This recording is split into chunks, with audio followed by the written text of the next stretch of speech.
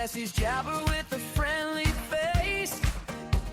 Welcome into your favorite space. If it's on his mind or it's in the air, and you've got a minute, drag up the chair. It's a little bit of this, a little bit of that. Stay a while and enjoy the chat. Jesse's Jabber, Jesse's Jabber. Time goes by and life goes faster.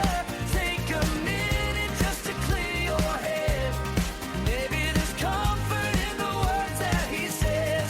Going through life with his kids and his wife. Throws in sports and some PS5. No hot takes, he just shoots it straight. Just a regular guy at the end of the day. If you found your way through the endless noise and clatter, listen in, maybe tell a friend. This is Jesse's Jabber.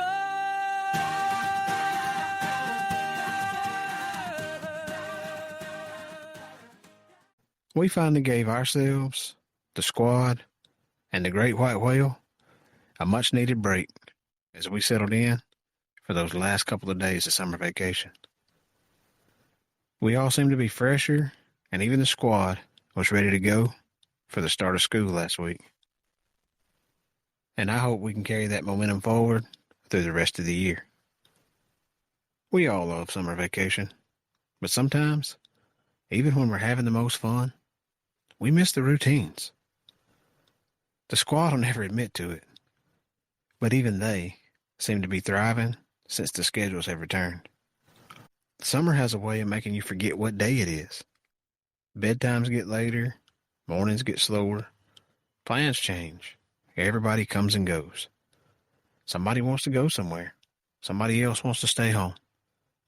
Somebody's hungry, somebody's bored, and somehow you can go 3 days without knowing what day of the week it really is. And then August shows up.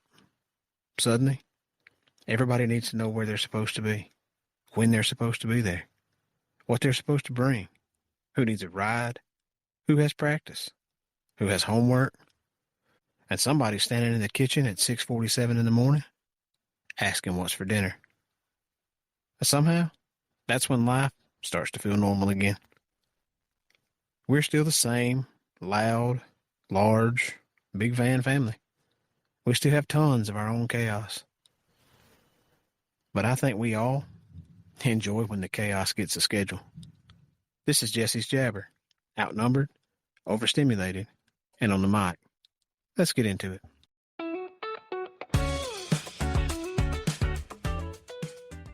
School is back. Our car riders have turned into bus riders. Football practice never really stopped because apparently football players don't get summer vacation. Soccer practice has officially entered the picture, and Maria's back at work. So just like that, the lazy, loose, slightly feral schedule of summer has been replaced by something that resembles an actual routine. And I have to say, I love it. Not because routines make our house calm. They absolutely do not. Let's be clear about that. There's 11 in the squad. There's no routine known to mankind that's going to make this house calm. A routine doesn't eliminate the chaos. It just gives the chaos a schedule. And I think that's what I've come to appreciate about routines. Because when you have a big family, you can't just wake up every morning and figure it out. You can't wake up and say, well, I wonder what everybody needs today. Because the answer is going to be 47 different things. Somebody needs to get ready for school. Somebody needs breakfast. Somebody can't find a shoe. Somebody can't find the other shoe. Somebody has apparently lost a lunchbox that was sitting on the counter 5 minutes ago. Somebody forgot they had practice. Somebody knew they had practice, but forgot to tell us. And somebody is standing in the bathroom doing absolutely nothing, while 6 other people are waiting for the bathroom. That's life around here, and that's why routines matter. Because when everybody knows what's coming next, things just work a little better. Not perfectly. Never perfectly. But better. There's something about knowing what comes next that gives everybody a little bit of security. The kids know when they get up, what they're supposed to do, and when the bus comes. They know when practice is. They know when homework needs to happen. They know when it's time to start getting ready for bed. And as parents, we start knowing those things too. Eventually, we don't have to think about every single step. It just becomes part of the rhythm of our life. And I think that's something we sometimes underestimate.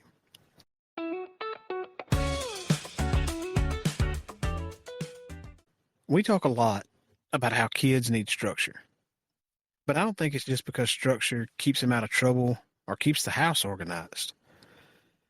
I think routines give kids a chance to grow. Because when something comes routine, eventually they stop needing us to remind them about every little thing. And that's huge. At first, we're telling them what to do. Then we're reminding them what to do. Then we're asking if they did it.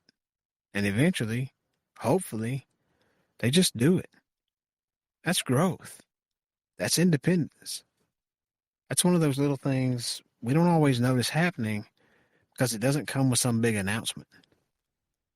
There's no ceremony.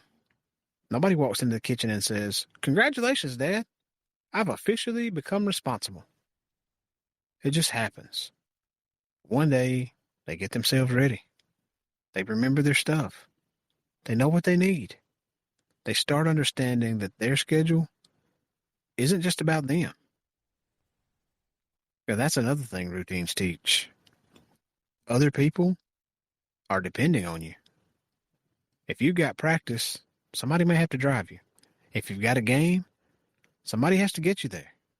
If you got homework, that affects what happens later. If you're supposed to be ready at a certain time, everybody else is counting on you being ready at that time. That's an important lesson because life doesn't really work around our individual schedules. We all live inside each other's schedule. And that's one of the biggest lessons kids can learn from a family routine. We are part of something bigger than ourselves. Our actions affect other people. Our responsibilities matter. And when everybody does their part, everything works a little better. Now, does everybody always do their part? Absolutely not. Let's not get carried away. This is still our house. There's still mornings we feel like we're running an airport with no air traffic control.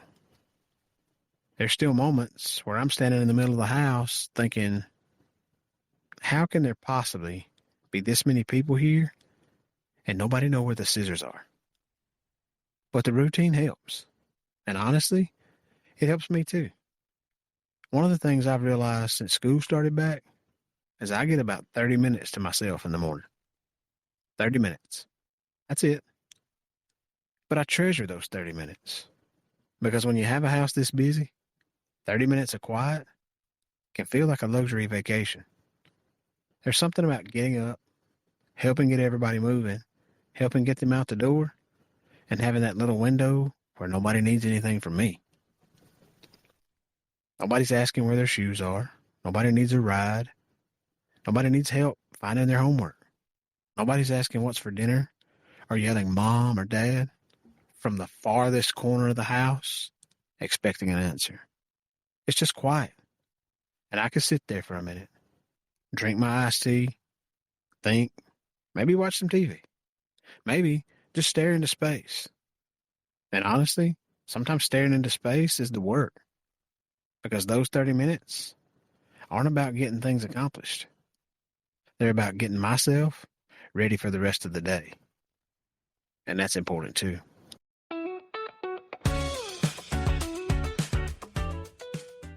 Routines aren't just something we create for our kids. We need them. We need those little anchors in our day. Those things we can count on, especially when life gets busy. And life's always going to get busy.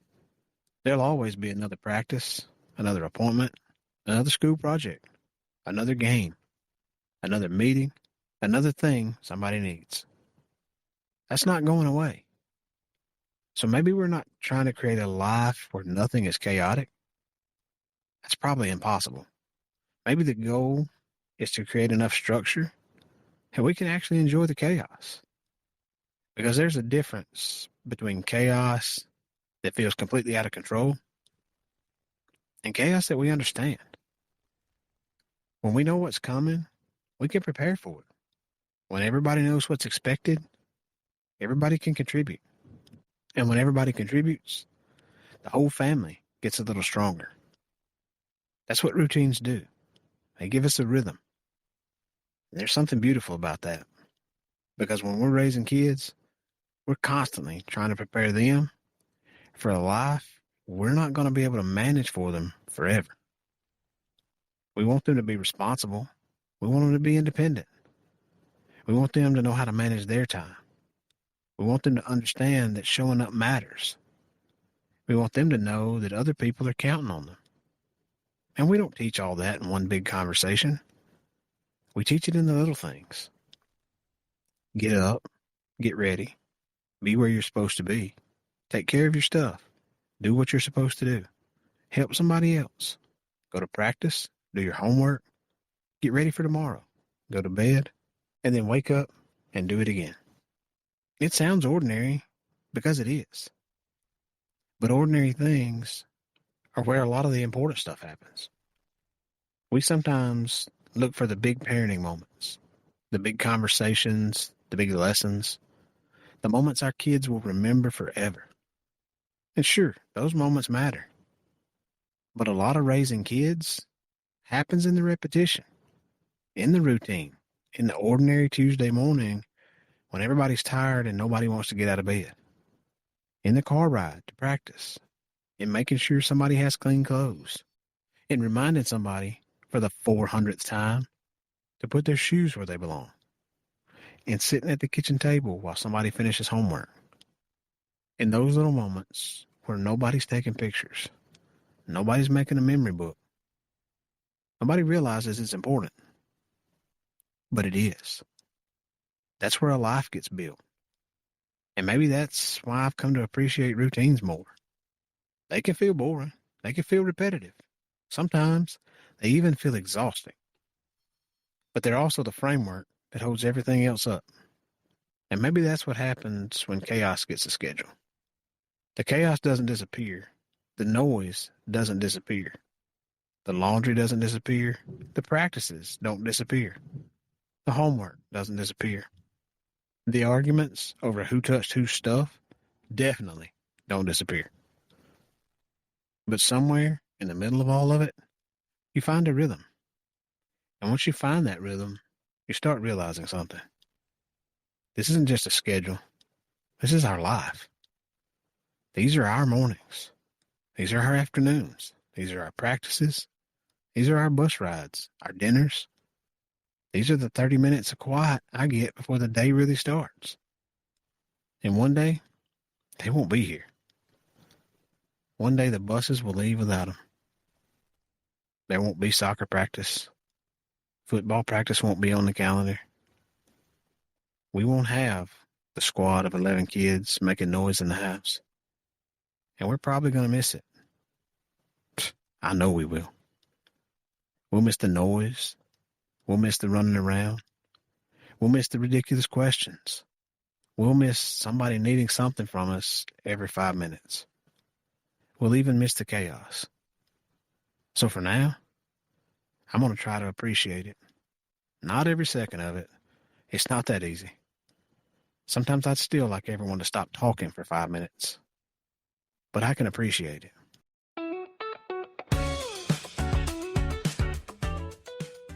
There's something special about having a house full of people with places to go, things to do, and lives that are growing right in front of us. The routine isn't just keeping the household moving. It's helping everybody become who they're supposed to become. That's the real beauty of a routine. It doesn't make life perfect. It just gives us something steady to hold on to while everything else keeps changing.